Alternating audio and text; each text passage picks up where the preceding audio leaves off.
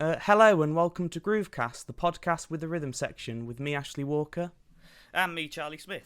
And in today's episode, we're going to be talking to a friend of the podcast and legendary bass player, session player, Steve Pearce. So, Steve, thanks for speaking to us.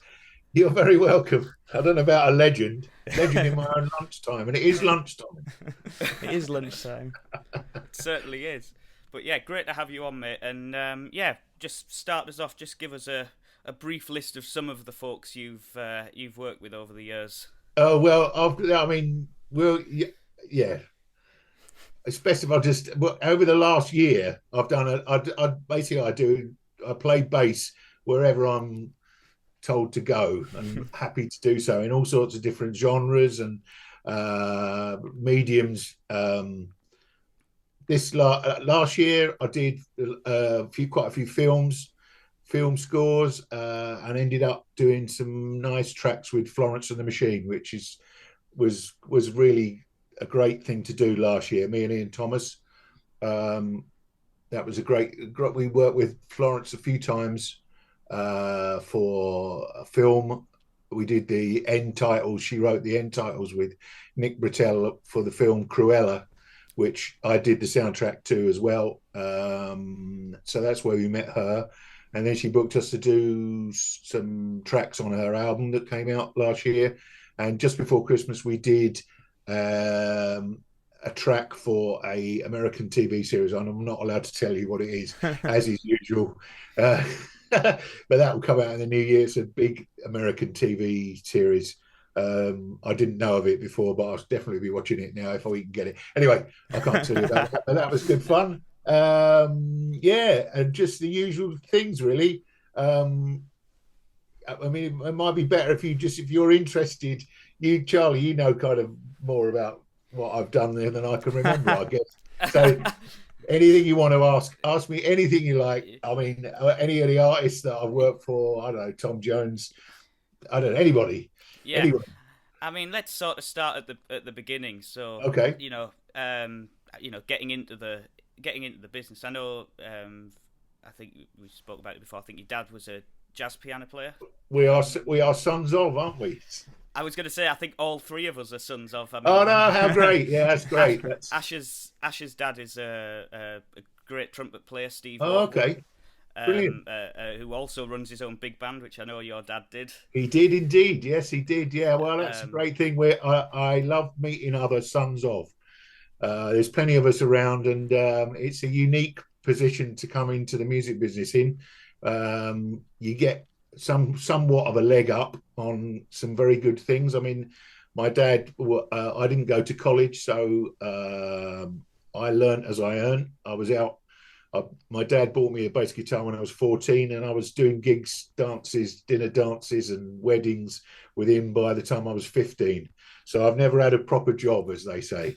And it was an incredible experience, learning experience, because I taught myself, really, although my dad bless him, wrote out 600 tunes, pop tunes, standards, some in a little book, some in full scores, which got me kind of sight reading stuff, and also using my ears, because when you did function gigs in those days, there was no kind of charts. There were pop charts, but you were expected to know the last 100 years of the jazz Great American Songbook, all the bossa novas. People would just signal with a B flat, two flats. I don't know any of your viewers out there know what that means. I don't know whether they teach that in college, but you would literally start playing Girl from Ipanema, one flat, that's in F, and then the trumpet player would go with the next one is Desperado in B flat, and you'd just do like 25 minutes of bossas for people to smooch around to or eat dinner to. So it was incredible ear training for me.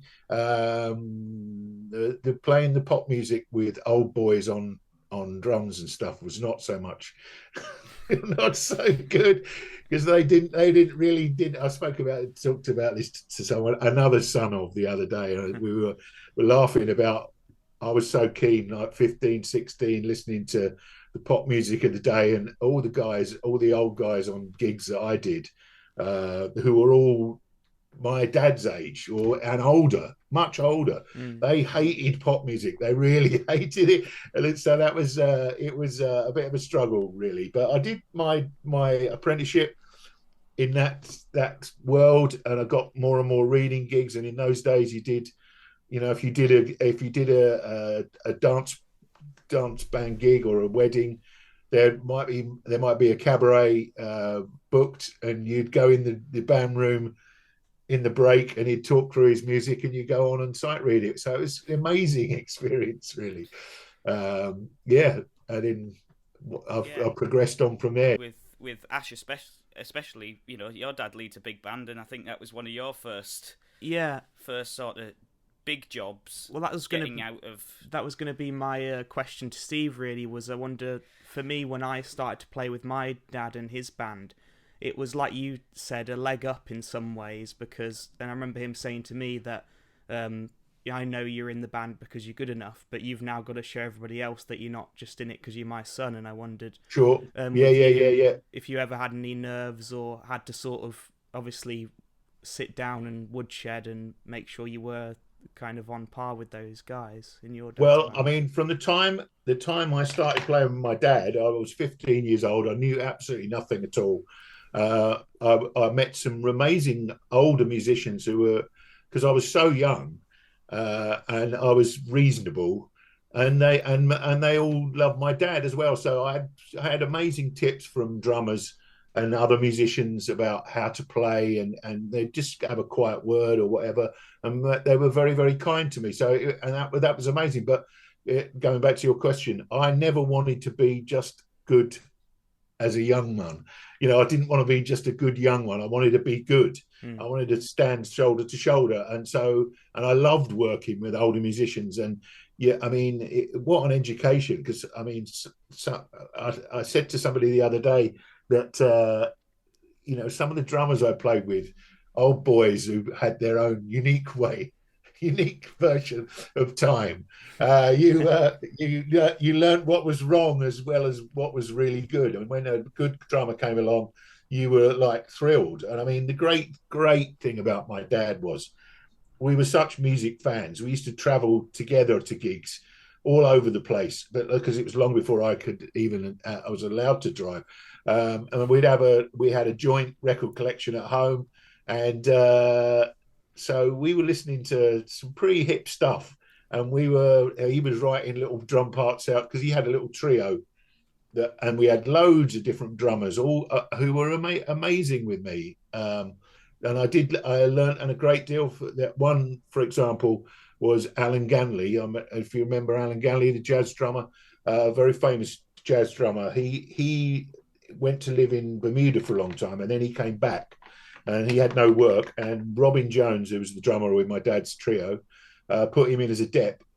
And I was 16, and that week I'd bought a Jim Hall album with Ron Carter and Alan Ganley on drums, because Jim Hall and Alan Ganley were tennis partners in Bermuda. And here I am, 16 years old, and I bought an album with Ron Carter on, and Jim Hall, and Alan Ganley's on drums. And I was fairly scared, really, I guess. But he was so beautiful with me. He said, "You've got really good time, man. You keep at it. And he was so encouraging. And so I did meet some really good people. I mean, musicians on the whole are pretty cool, aren't they?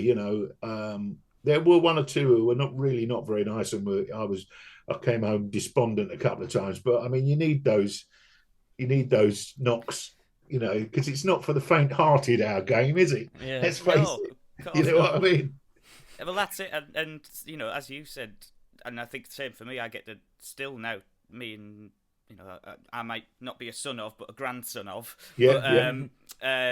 Me and my granddad still drive to gigs together all the time. Off down Fantastic. to Torquay or somewhere, and we'll have all sorts of stuff. Yeah.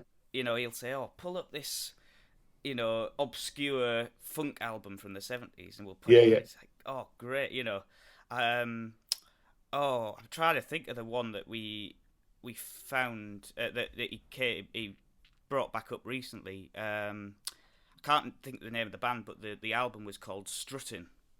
Oh yeah, I'm sure you know though. Dr. Strut, right. that was it. It was Dr. Strut. Oh yeah, okay, yeah, yeah. And we had to listen to that album in the car. That was great, just Yeah, stuff that you nowadays you would never otherwise come across without someone going, listen to this. That's right. Well, I guess it was the same. I mean, I've met musicians all through my life who've been into a certain sort of music. I mean, I still do it today. If I see, I don't know, John Paracelli, we invariably say, what you listen to.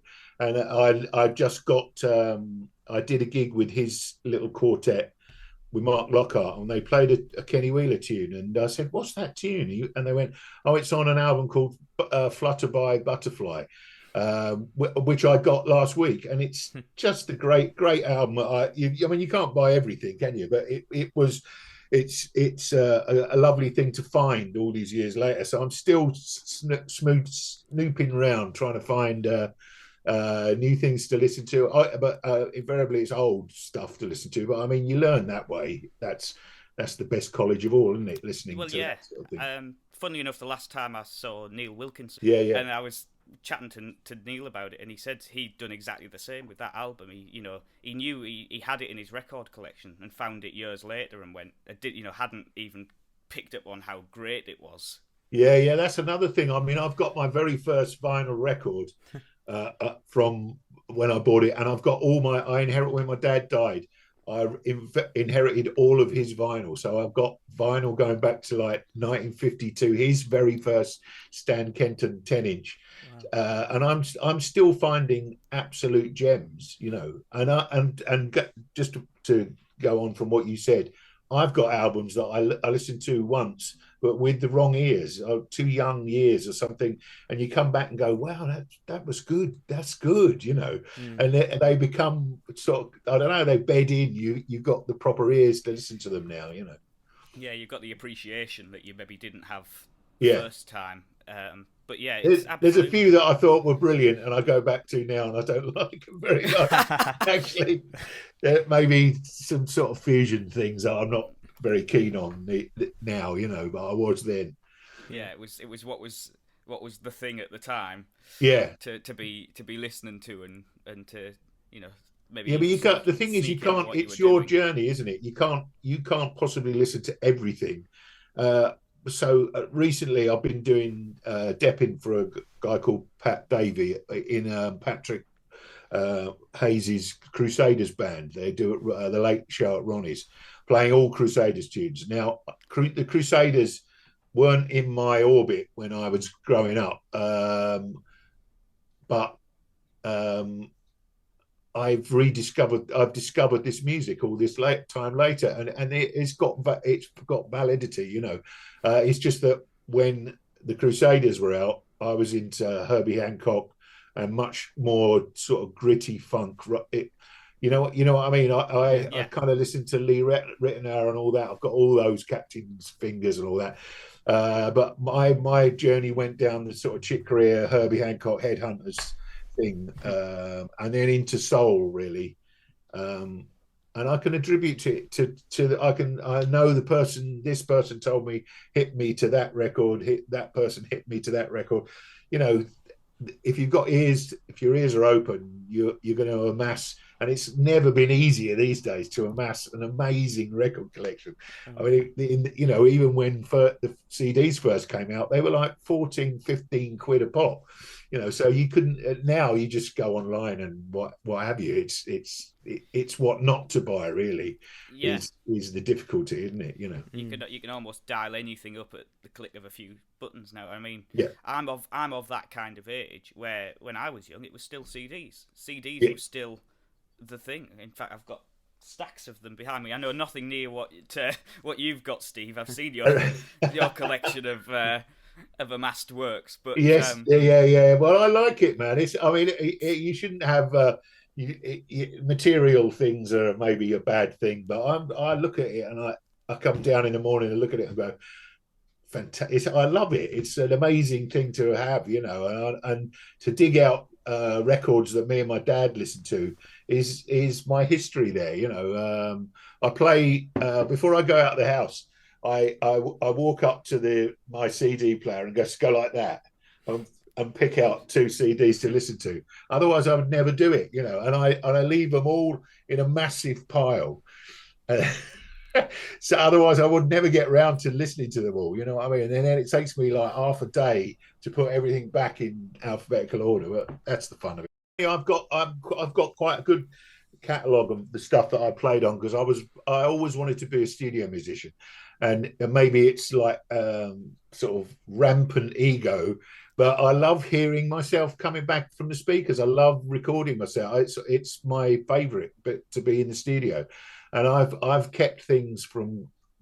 In fact, my very first recording session was an album for a cabaret artist, and my dad was on piano. I was 17, I think. God, I knew nothing, absolutely nothing at all. I was so scared. I didn't know what a DI box or anything was. But we did the whole album in a day. It was one of those things that the guy would sell at his gigs, and I've still got a copy of it. And I laugh in the same way. I put it on because I exclusively played with a pick then. I didn't play with my fingers. And I had a jazz bass. It's good to go back. I mean, I go back and horrify myself on some of the things I've done, and I forgive myself though, because it's not just youthful exuberance. It's actually trying to make something happen that perhaps wasn't happening in the studio. Trying to add something to things. So yeah, I mean, well, like you said there, I've heard in other interviews you've said about from an early age you knew you wanted to be in the studio, and like you said there, listening back to yourself. What would you say? Are you more comfortable in the studio than on stage, or is it different now than when you were younger? Oh well, I wouldn't say I love all of it. I mean, there are people that I know that only go. They don't do gigs anymore. They kind of stopped. But there's nothing I like more than putting my amp in my car and driving to a gig. That's a glorious thing, and that feeds your playing in a different way than just being in the studio. So I'm equally comfortable and enthusiastic about being anywhere, really. I mean, the month that's just gone, November, December, is always really busy for me. I did Jazz Voice with Guy Barker, which is double bass and bass guitar, playing ridiculous different genres, for a TV show. Then I played with a BBC Concert Orchestra, which is another whole vibe, playing with an orchestra. Then I did a Royal Variety Show where there's classical music, there's jugglers, there's Gregory Porter wandering on. I did look back, and it was a crazy month, actually, a completely crazy one, because I ended up doing quite a bit of work with the big band at Ronnie's, which I'm a member of, have been for over 15 years, and some late shows doing that Crusaders thing, little funk gigs. So I love all of that. If I don't do one or the other, I kind of get itchy feet. I've always liked to do everything, really. Yeah. You probably, by the sound of it, you got started sort of reading from day one with playing, and I think it's probably safe to say that set the course of your career, Well, my dad when he bought me a bass guitar, there was this wonderful box, and I opened it up, and there was the Mel Bay How to Play Bass Guitar method in there, and so and I wish I still had it. I don't have it. Opened it up, and for the very first time I put a bass around my neck, there was the B flat on the page, and I learned immediately to come off the page through my brain, out through my fingers on into the bass. Now, a lot of people have to catch up like that, and it's very difficult to do because I mean, I always had a view that I was going to play with my dad. That was my way, and whatever else happened, it would happen as well. Like playing with mates and stuff like that. But I was very proud of him being a professional musician, and he said to be a professional musician you have to read, and so it was part of my learning the whole thing really, and as you quite rightly said, it set me up to end up where I am now. But I mean, some people don't read at all, and they are amazing. Their music has visited them in a different way, and I found myself sometimes sitting in amongst all my great friends, Ian Thomas, Neil, and all the rest of it, and thinking, God, if I didn't read, I wouldn't be being roasted so badly. you know, I remember me and Neil did Angry Birds 2, the movie, and it was so hard. It was so hard that actually we said, look, Neil, you do your bit first, because he was playing. I think he was playing in 7/4, and I was playing in common over the top of it. But so they were like fighting each other, and it was cartoon music. So it's all cut to the picture, and it was just such a nightmare that we could only do it. It was just me and him in the studio, but we actually said, let's just do this separately, otherwise we're never going to get it. So that's. I mean, I'm not moaning about being on a film session, believe me, because they are very lucrative and lots of fun, very musically rewarding. But that's if you. I remember Will Lee said once. He said when they said, "What do you think about reading gigs?" He said, "Well, if people know you can read, they book you for reading gigs, so you're going to get roasted, And I know one or two guitar players who keep very quiet about their sight reading abilities because they don't want to be in that arena. Do you know what I mean? Even though they can read. Yeah. It's one of those things. I mean, but as you say, it's so rewarding to have a roast and get through it. Well, it is indeed. But I mean, there is the other side to the coin where I've worked with people who are intimidated by artists, who are intimidated by your ability to write things down, and they freak out because what they do is transfer their own inability. And I'm not going to use it it's not going to say inability, because it's only where the music comes off the page that's what happens is when the music's played. Doesn't matter how you arrive at it. Because I know I did a session, the latest thing I did with Florence and the Machine. Ian Thomas couldn't do it, so another drummer came in who was the drummer in Florence's boyfriend's band, and he turned up, and we'd already done this track once, and the TV film company said we need, it's great, but we need this part to go slower, this bit here, da da da da da.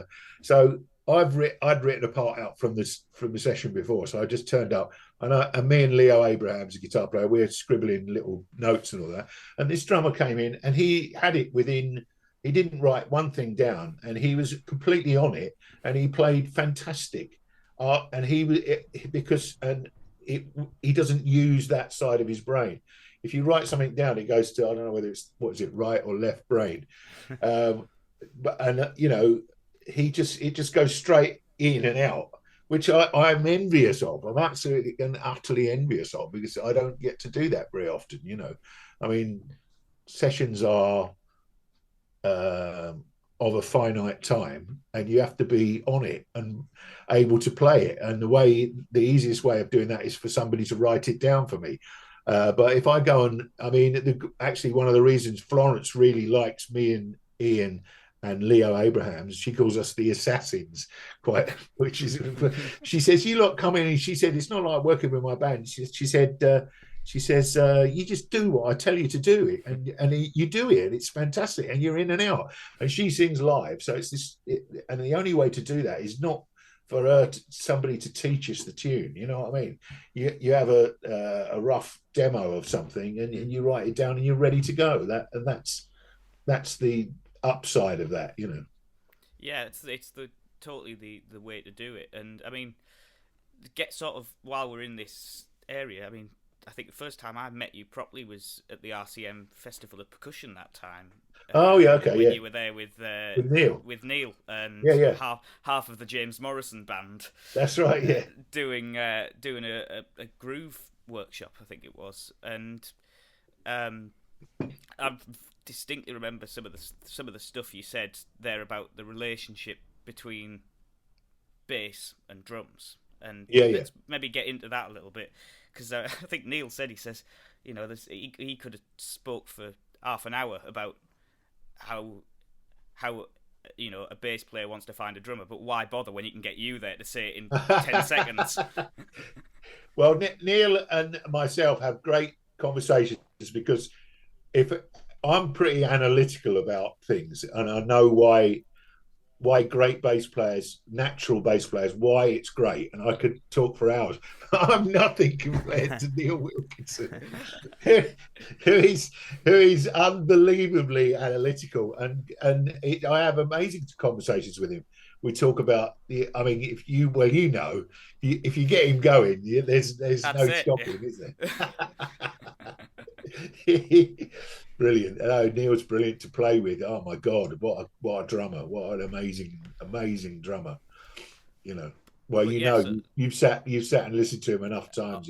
Oh yeah, but so yeah, from your point of view, where do you sort of see that relationship between a drummer and a bass player? And obviously, when you're sat next to a good drummer, probably within 4 bars.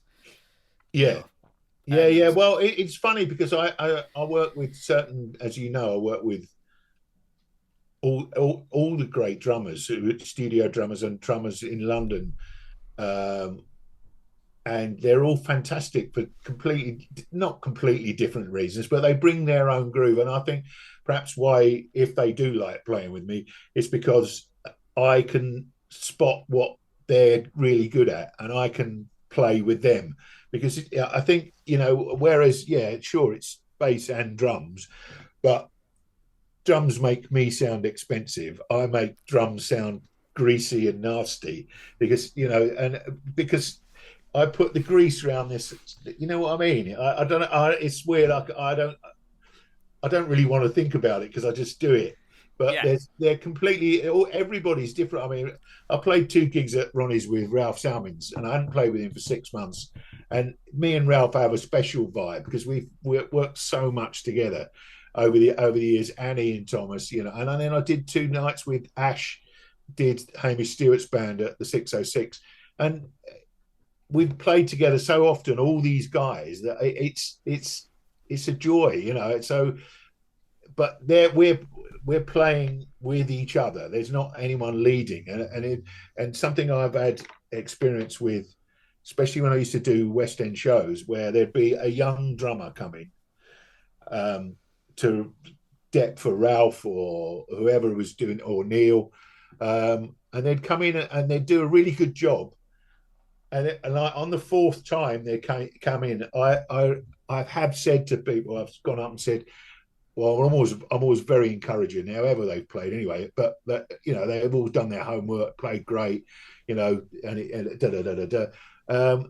and I always say so after their first one and their second one and their third one. And I have said in the past, after their 4th one, I've said, I'm not going to tell you it's good anymore, right? Because it's really good. And I said, but don't listen to me so much, because I can hear them trying to play with me, and it's like the percentage has to be so equal that it can then not be equal. Does that make sense? It's like you got to forget about that. You're not playing with. I've been in this situation when I played it, had a day recording with Steve Gadd.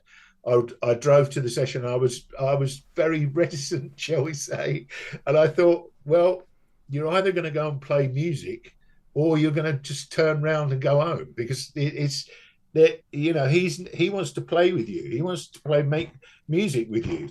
You can't go, oh, I'm playing with Steve Gadd. It's amazing. You can't Nancy him out. You got to get your part together, and that's happened quite a few times over my life, quite a few times over my life, and you just have to bring something to it, I think that's the thing. So in terms of playing with a new drummer, it's awful if my reputation has come before me and that affects somebody's playing.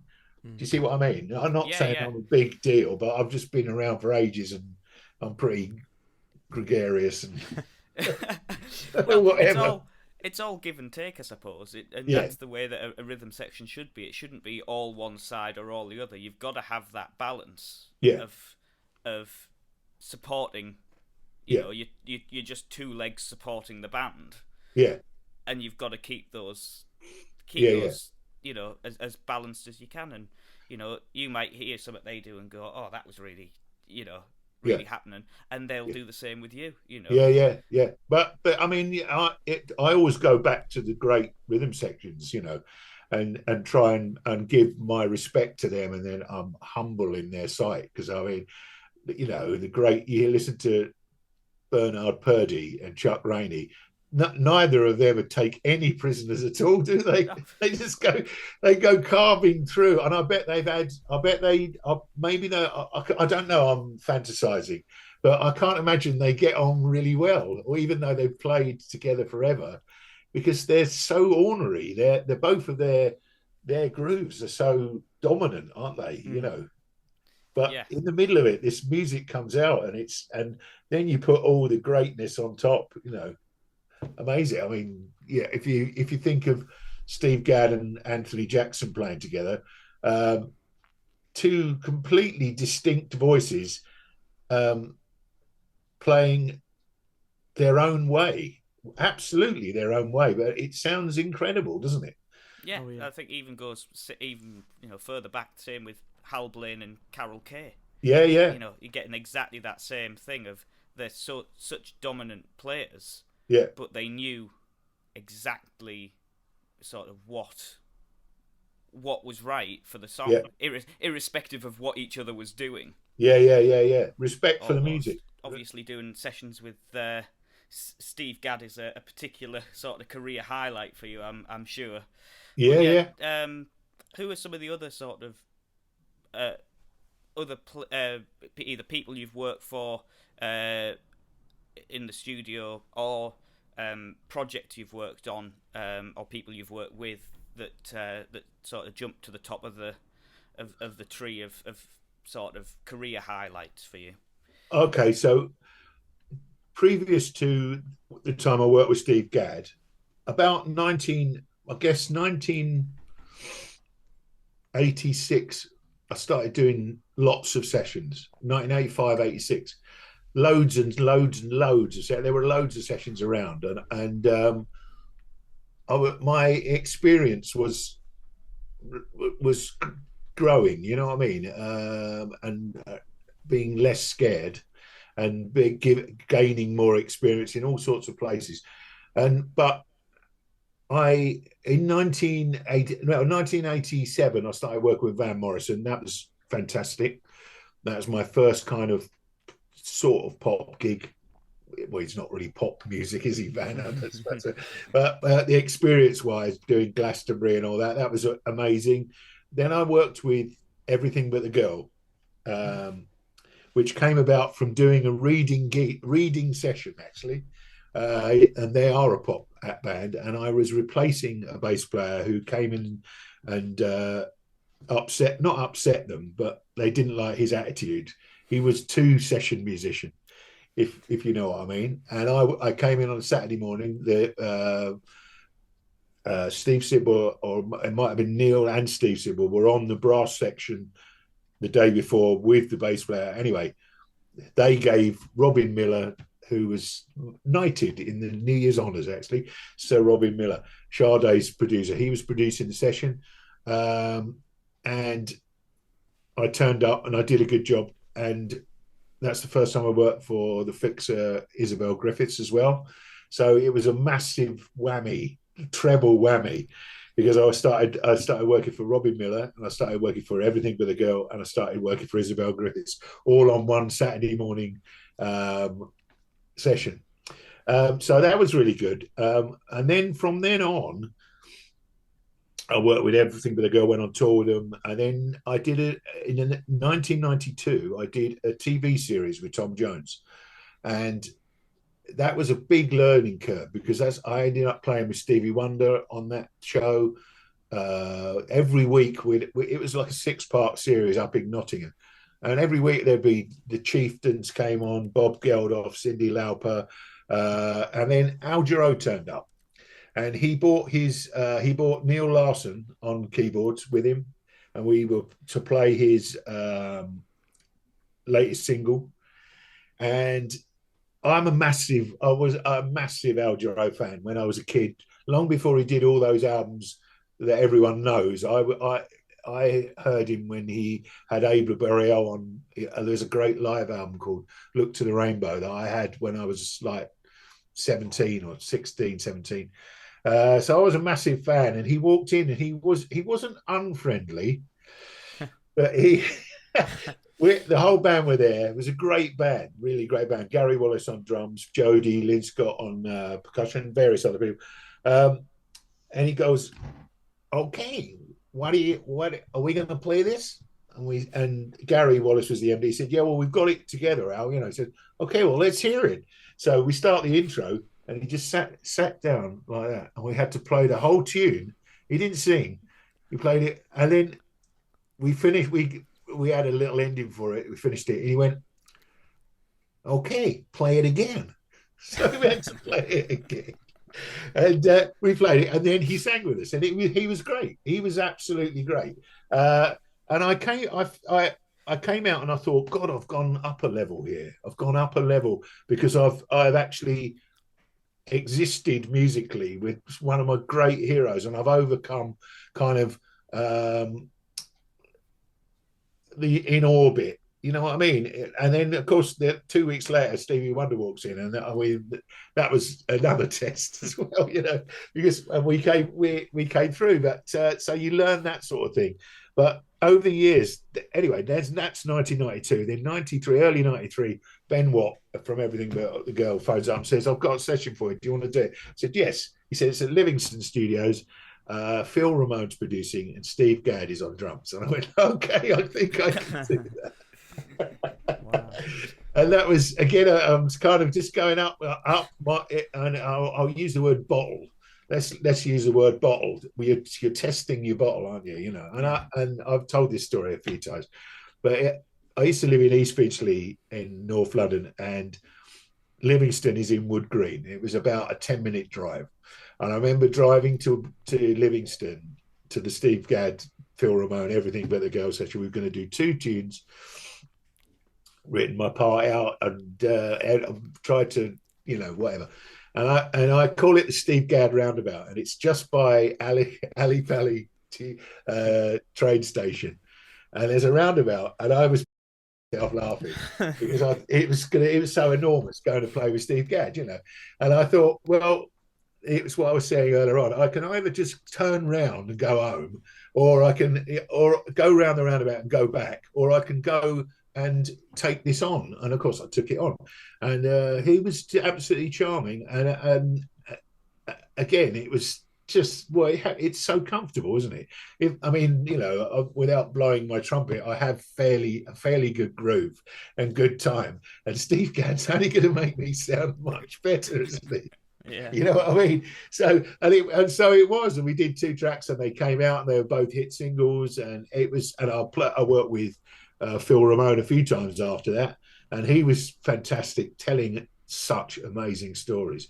You can't stop him. I mean, he's unbelievable because he's done it. He did everything. Phil Ramone as an engineer, Ray Charles, Frank Sinatra, and all Barbra Streisand, all those Paul Simon albums.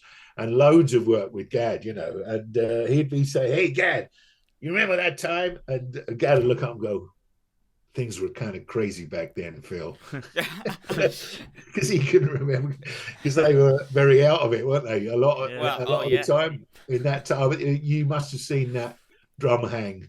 Yeah. The Steve Gadd drum hang where he comes in and listens to the Asia, and he doesn't remember doing it. I think he's just completely out of it. Yeah, well, I mean, they all were, and some of them didn't. Some of them didn't make it, did they? There's people like Michael Brecker and Will Lee, Steve Baroni. They all got clean, and they're very fortunately we still have them. And Steve Gadd, I mean, what? I don't know. Is he 80? Is he 80? I think he's in his 70s. Right. Definitely. I don't think he's 80 yet, but I did a few sessions for Rick Taylor. You remember Rick Taylor, trombone Yeah, yeah. player? I did Rick Taylor's album. Well, I was in that band. It's called First Circle with Adrian Tilbrook on drums Well, and yeah. Paul Flood and me and Rick. Yeah, yeah. We recorded at Strawberry. Yeah. Anyway, yeah, Rick Taylor, another one. I did some sessions for because I was in Niger with Rick. So that's my connection there, you know. But yeah, yeah. So I was just wondering, sort of coming up to the last few years, and obviously the whole pandemic and everything, how that affected the music industry, and a lot of musicians haven't come back from it. And I wondered, with you doing so much session work, how or if those kind of 2 years affected what you do, or did you start doing more at home, or? I started doing at home because I didn't do it before. I've had Logic in my existence for God knows 15 years or something, and I used to write library music occasionally, but it's something I don't really like doing. I like doing it on my own, composing it on my own. It's always, if I've ever written any music, it's always been with somebody else. So there's been a bit of vibe going on. So I hadn't done it for years and years. Then I moved house to here, and everything was in boxes, and the pandemic was looming, and I thought this doesn't look good at all, you know.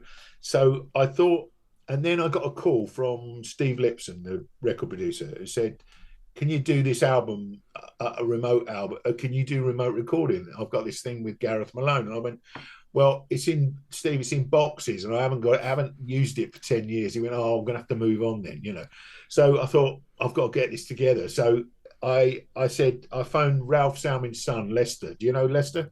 I know of him. Yeah, yeah. Yeah, fantastic engineer, who I've known since he was sort of this high.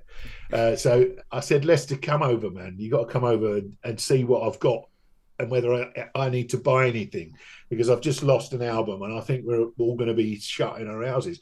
So he came over and he said, "No, this will be all right. This will be all right. Yeah, yeah, you can keep that. You keep that." And within half an hour, I was sending him a bass track over email. I mean, it was a massive learning curve, and it still is, by the way. But within, I mean, all my work went. The studios closed down, although they did, to be fair, open up during the pandemic. It was just under like unbelievable conditions.